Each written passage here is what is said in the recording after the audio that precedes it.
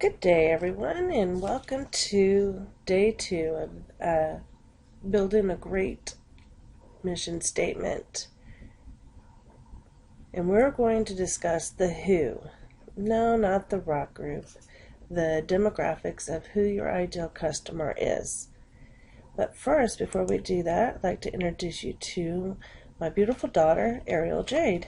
She is 23 years old, served 3 years in the military, and is an avid horseback rider.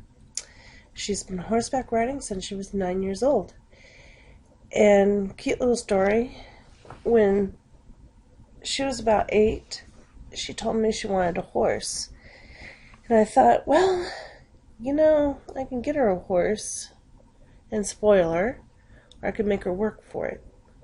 So I told her if she saved up enough money to buy a horse, I would meet her halfway. At 9, she had her own horse. What she had done is she had asked everybody for Christmas and for her birthday to just give her cash, or for any kind of gift. She just wanted cash, and she saved $500 for a horse. And so we ended up getting her a horse. She started endurance racing at about age 11, made a magazine article, and she has gone places. She's a great kid.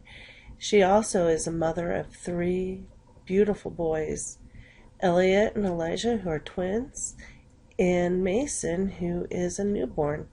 And in this picture, it was taken last year in August, she was very pregnant. I know you can't tell by the picture, but she had a very, very big tummy and just ready to have that little boy. And she did a couple of weeks later. So anyways, she is the oldest of 4 siblings, 4 children altogether. And she is a lot of fun to be with and hang out with. So now moving on to what we need to discuss for today. The demographics of your ideal customer. This is one of 9 components that we're going to talk about for the next 2 days, today and tomorrow. Before I get into the meat of the subject, I just want to point out that when I was in California with my own business and I went to a lot of networking groups, one of the biggest pet peeves that people had in our groups were they would say they were searching for anybody or someone. And just so you know, those aren't a person. You're not going to find anyone or someone or everyone on someone's payroll. So you need to be specific on who you're looking for, who your ideal customer is. So what group of people cannot live without your product or service, or they need it? These are going to be your guaranteed sales. In today's worksheets I've put together, you're going to look at someone's age, their income, annual income, let's see, their marital status, if it applies. And that's another thing. When you're going through these and you don't think that they apply to your ideal customer, or they're just not relative, then move on. You don't have to choose, a category and go with it. My demographic for this category would be entrepreneurs.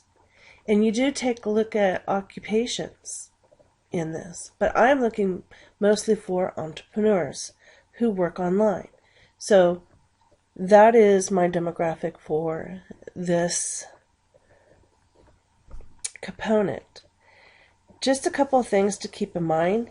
If your product and services cost $1,000, do you really think someone who makes $10,000 yearly can afford it? Probably not. Now, there are people who are on welfare and live in Beverly Hills those are a very select few, if any, and you don't want to get that specific because those are people aren't going to be able to support your company.